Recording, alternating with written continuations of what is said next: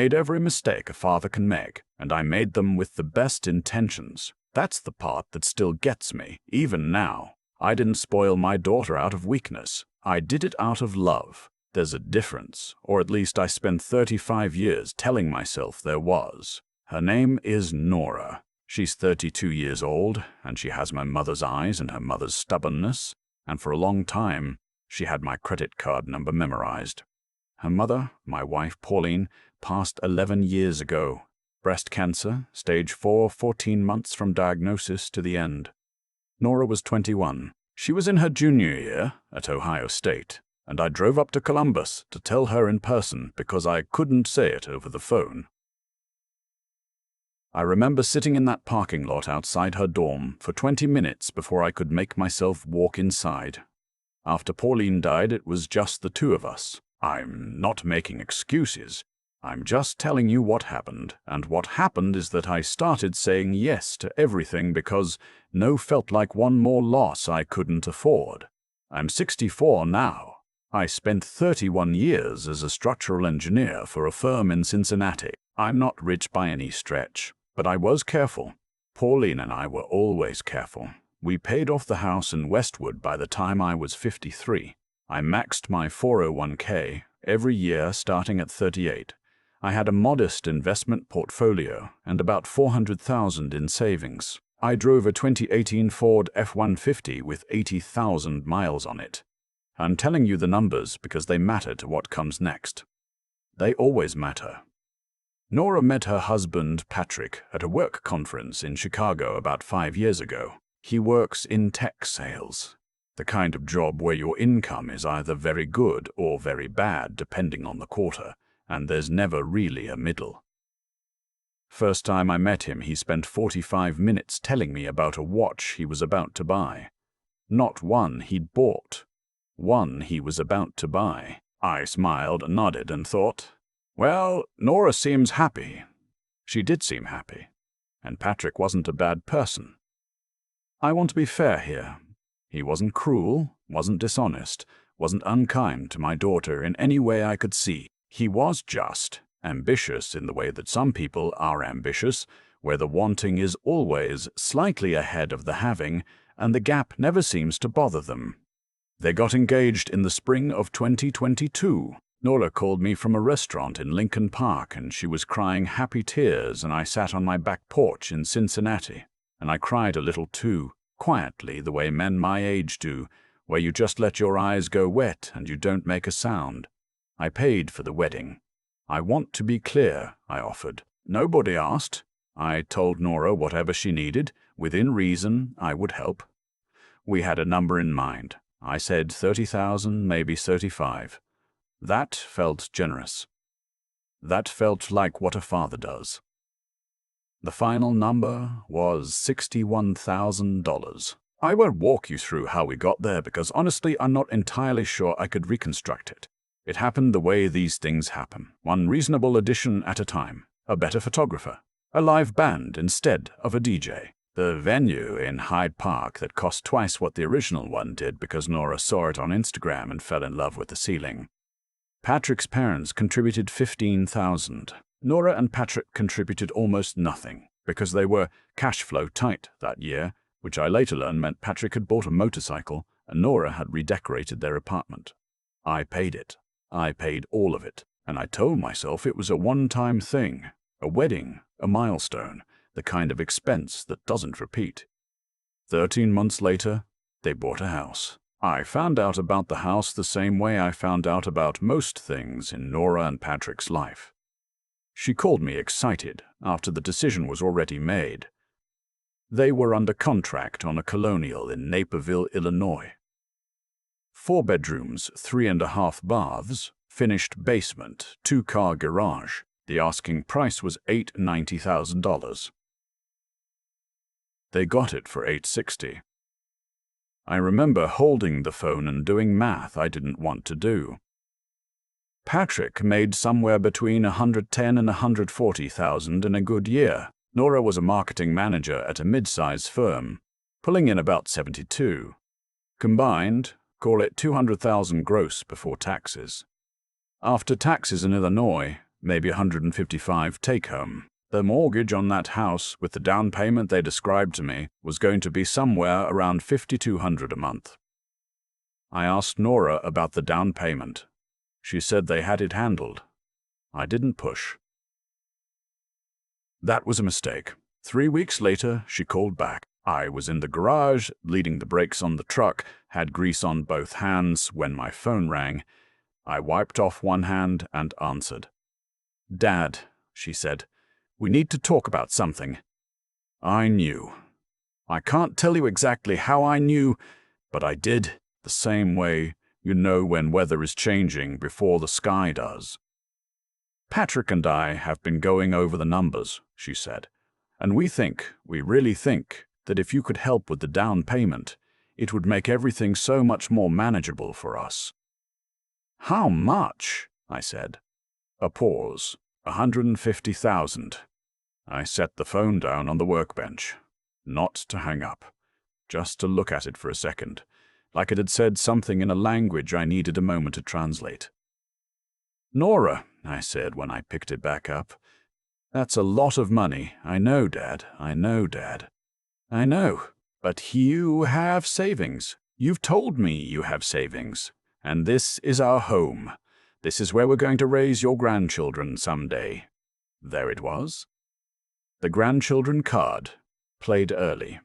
"I'll think about it," I told her. I thought about it for 2 weeks. I talked to my brother Harold, who lives outside of Nashville.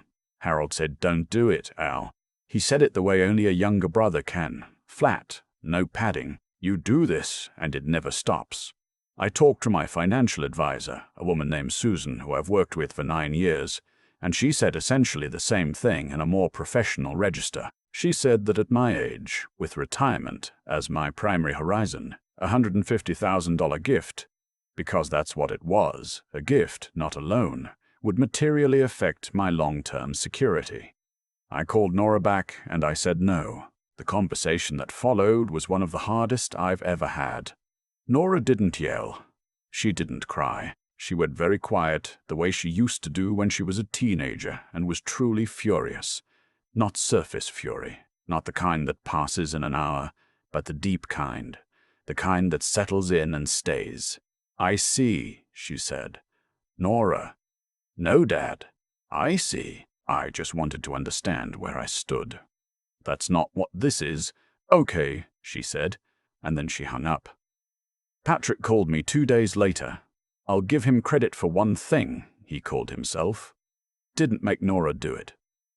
But the call itself wasn't what I'd call a conversation. It was a presentation. He had numbers. He had percentages. He explained to me patiently, as though I had not spent 3 decades as an engineer and another decade managing my own finances, that the difference between their current mortgage scenario and a scenario involving my contribution would be, and I'm quoting here, transformative for our family's financial trajectory.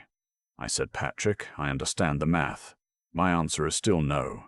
He said, "I think you should reconsider." I said, "I've reconsidered. The answer is still no." He said, "Nora is your daughter." I said, "I know who my daughter is." He hung up. What I didn't know, what I had no way of knowing, was that they had already closed on the house. They had used a combination of Patrick's year-end bonus and a personal loan from Patrick's parents, borrowed against their retirement account, to cover the down payment. The $150,000 they'd asked me for wasn't to complete the purchase. It was to pay back Patrick's parents and retire the personal loan. I found out about this later. Much later. What I found out first was that I was being sued. The letter came on a Tuesday in March. Certified mail. I signed for it myself, standing in my doorway in my reading glasses and the flannel shirt, and I stood there in the open door reading it twice because the first time I genuinely thought I was misunderstanding something. My daughter and her husband were suing me for $250,000.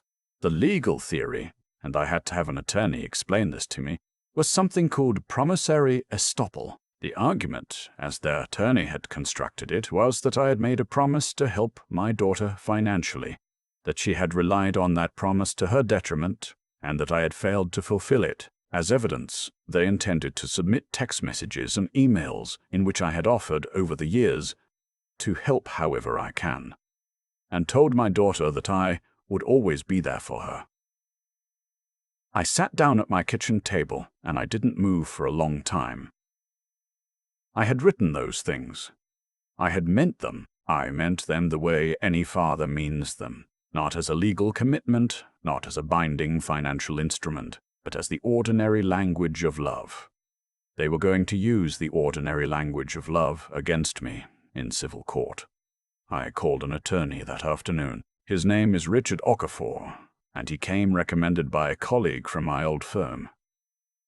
He is a methodical, quiet-spoken man who has, I would later learn, seen approximately everything. He reviewed the filing, he reviewed my records, he asked me a series of questions, and then he said, "This is an aggressive claim. I want you to understand that. But it is not a frivolous one, and we need to treat it seriously." "Can they win?" I asked. "Promissory estoppel is difficult to prove," he said. "They would need to demonstrate a specific, definite promise, not general expressions of support. General expressions of support don't typically meet that threshold, but it will depend on the judge, and it will depend on what their attorney presents." I asked him what this was going to cost me. He gave me a range. The low end of that range was $15,000. The high end was significantly more if it went to trial. I went home that night and I sat on the back porch, the same porch where I'd cried when Nora got engaged, and I looked out at the yard. Pauline had planted a rose garden along the back fence in 2003. I'd never had the heart to tear it out. It still bloomed every June, reliably, without anyone tending it much. I thought about what Pauline would have said. I think I knew. Pauline was a kind woman, but she was not a soft one. She would have said, "Alan, you have to draw the line somewhere. You have to draw it." Over the following weeks, I learned several things I hadn't known. I learned that Patrick's year had been a bad one, that the personal loan from his parents was substantial, that they were under real financial pressure. I don't say this to excuse the lawsuit. I say it because I think context matters, and I think fear makes people do things they might not otherwise do. I learned through the discovery process that Nora had consulted an attorney before they filed, that this wasn't a decision made in a heated moment, but one considered over at least 6 weeks. And I learned from a conversation with Patrick's mother that I did not expect and did not ask for. She called me, that she was not aware the lawsuit had been filed until after it happened. She called to apologize. She was crying. She said, "Alan, I want you to know this wasn't something we were part of." I believed her. I still believe her. The hearing was scheduled for a Thursday in October. I had not spoken to Nora in 7 months. Richard and I prepared thoroughly. I brought records, financial records, tax returns, documentation of every gift I had ever given my daughter going back 15 years, tuition contributions, the car I'd helped her buy at 23, the wedding. I had a letter from Susan, my financial advisor, outlining my retirement situation and why a gift of that size would represent genuine hardship. We also prepared for the question of the text messages. This was the part I'd been most afraid of, reading them back. Reading my own words to my daughter, stripped of every context that had surrounded them, was disorienting in a way I didn't expect. "I'll always take care of you. Whatever you need, sweetheart. I'll be there, no matter what." I had written all of those things. I had meant them. They were true. But Richard had found something in the thread. In the same conversation where I'd written, "Whatever you need," Nora had written back asking about a specific dollar amount for a vacation they were planning, about $8,000, and I had written back, "That's not something I can do right now." She had written, "Okay," and the conversation had moved on. If I had been promising to provide whatever financial support she requested, Richard pointed out, I would not have declined that request. The text message thread, read in full, demonstrated a pattern of general emotional support, punctuated by specific financial decisions made case by case. That's not a promise. That's a relationship. I walked into that courtroom on a Thursday morning in October wearing the suit I had worn to Pauline's funeral, because it was the only suit I owned that still fit me right. I don't know why I'm telling you that. It just seems like the kind of detail that matters. Nora was already seated at the plaintiff's table when I came in. She was wearing a dark blue blazer. Her hair was shorter than I remembered. She did not look at me when I walked in. I looked at her. I couldn't help it. The judge was a woman in her mid-50s named the Honorable Patricia Wynn. She had a reputation, Richard had told me, for patience and for not tolerating arguments she found unpersuasive. She had been on the bench for 18 years. The plaintiff's attorney presented first. He was good, I'll give him that. He was organized, he was careful, and he framed everything in the most sympathetic possible terms.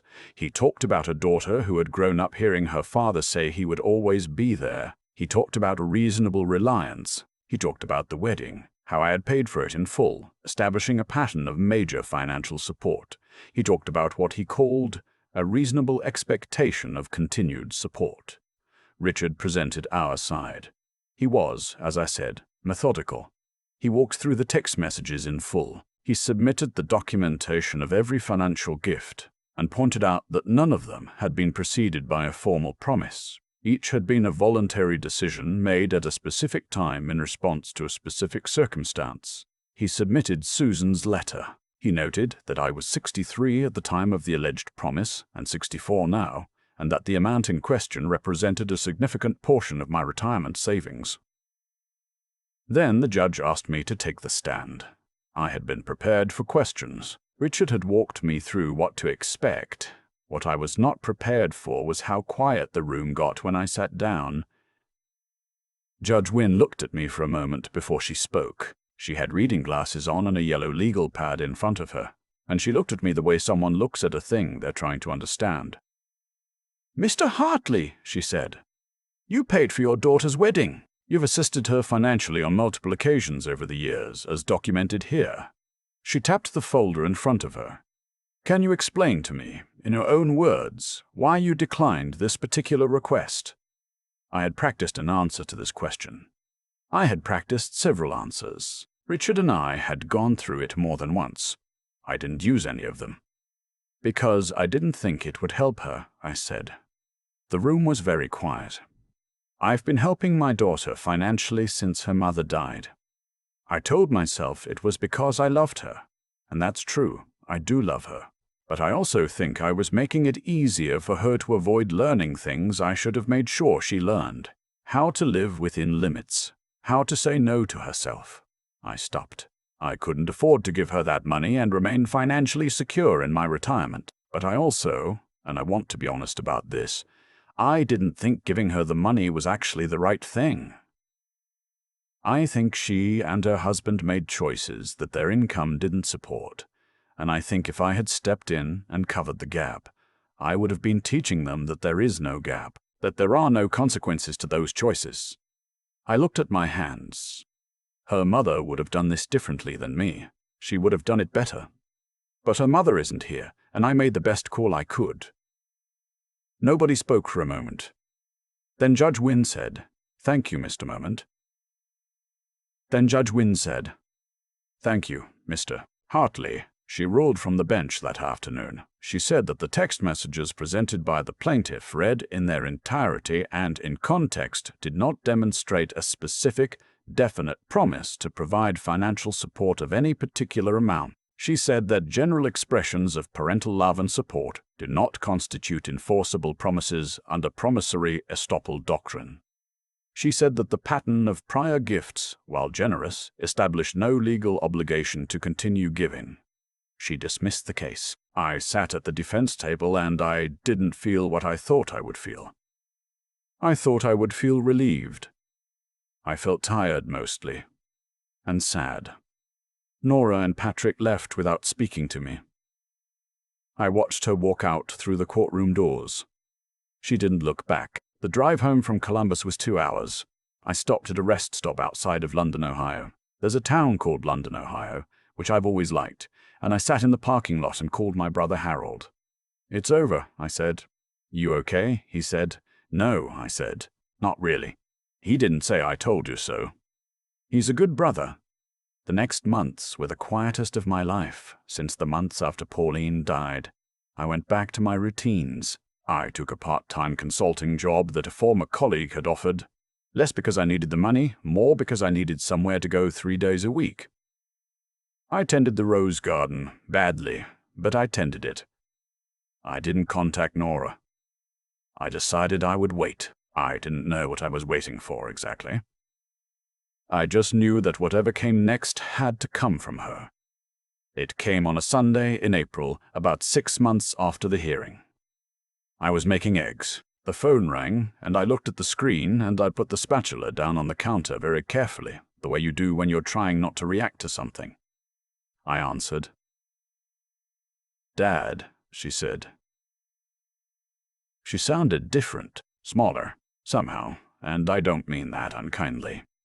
Just that some of the certainty was gone, the particular tone that had developed over the last few years. I don't really know how to start. "That's okay," I said. Patrick and I are separating." A pause. "We have been since January." "I should have told you sooner. I didn't know how. I didn't say anything. I waited. I've been thinking a lot," she said, "about everything, about what we did, about what I did." Her voice broke just a little. "I don't know how to apologize for that. I've been trying to figure out what to say for months, and I don't have the right words." "You don't need the right words," I said. "I was so angry at you. I was so sure you were being selfish, and I think I knew, some part of me knew that wasn't really true, and that made me angrier." I sat down at the kitchen table. The eggs were burning a little. I didn't get up to fix them. "I keep thinking about Mum," she said, "about what she would think of me." "Your mother would think you're someone who made mistakes and had the courage to call her father," I said. "That's what she'd think." Nora cried for a few minutes. I let her. I didn't try to fill the silence with anything. After a while, she said, "Can I come home sometime? Just to, I don't know, see the house." "The rose garden is coming up," I said. "You should see it in June." She came in June. She drove down from Naperville on a Saturday morning. Just her. No Patrick. She pulled into the driveway in a car I didn't recognize, smaller than the one she'd had before, and I was standing on the front porch and I watched her get out, and she looked like herself. Like the version of herself I recognized. We had lunch. We sat on the back porch. She walked through the rose garden with her hands in her pockets, and her face turned up a little toward the afternoon sun, the way her mother used to do. I didn't give her a speech. I didn't say anything about the lawsuit or the money or what I had said in the courtroom. There would be time for all of that, or there wouldn't, and either way it didn't need to be said that afternoon. She sat back down across from me and she looked at me in a way she hadn't looked at me in a long time. Just directly, without the armor. "You seem okay," she said. "I am." I said, "I'm okay." "Are you really?" "I'm really okay, Nora." She nodded. She looked out at the garden. A robin was doing something industrious near the back fence. "I want to be better," she said. "I want to be better," she said. "I want to be better to did that." "You're not just that person," I said. "That was something you did. It's not the whole of who you are." She didn't say anything for a while. Then she said, "I think I have a lot of things to figure out." "You do," I agreed, "and you'll figure them out. How do you know?" I thought about that. I thought about Pauline, about that parking lot in Columbus, about 31 years of drawing lines on blueprints and making sure the weight was held by the right places, making sure things stood. "Because you're here," I said. "You didn't have to come. You came anyway." A father's job, I've decided, isn't to make the path smooth. It's to still be standing at the end of it, so there's somewhere to come back to. I'm still standing. That's enough. For now, that's enough. There's a rose garden in my backyard that blooms every June without anyone asking it to. Pauline planted it in 2003. I never tended it properly, I'll admit that, but it keeps coming back anyway, steady and quiet, because that's what it was built to do. I think about that garden a lot now. The hardest thing I ever did wasn't standing in a courtroom in my funeral suit. It wasn't reading my own words back to myself in a legal filing and seeing how love can be stripped of everything warm and turned into evidence. The hardest thing was knowing, even as I said no to my daughter, that she might not come back from it. That the no might cost me the last person I had left. What I've come to understand, slowly, the way you understand things that take years to hurt you properly, is that what happened between Nora and me was the result of choices made long before any lawsuit was filed. Every time I said yes when I should have let her figure something out. Every time I smoothed something over because I couldn't stand to watch her struggle. I was making a quiet promise that the world would always be cushioned, and the world is not cushioned, and eventually the gap between what I had taught her to expect and what life actually is. That gap became a kind of pressure neither of us could hold. That's not fate. That's not punishment. That's just how things work. Actions run forward into consequences, and if you want to understand why something ended up where it did, you follow the chain back to its beginning. I follow mine back to a parking lot in Columbus and a decision I made, consciously or not, that grief was a reason to stop saying no. What I didn't give Nora, what I didn't give her, alongside the tuition and the wedding and the years of being there, was the experience of her own resilience. You can't hand someone that. You can't write a check for it. It only comes from being left sometimes, to carry your own weight and discovering that you can. I robbed her of that, incrementally, one kind yes, at a time, and when I finally said no, she didn't have the equipment to understand it as love, because I had never made her build that equipment. I also didn't give her, for a long time, the truth about my own limits. I let her believe I was a resource without edges.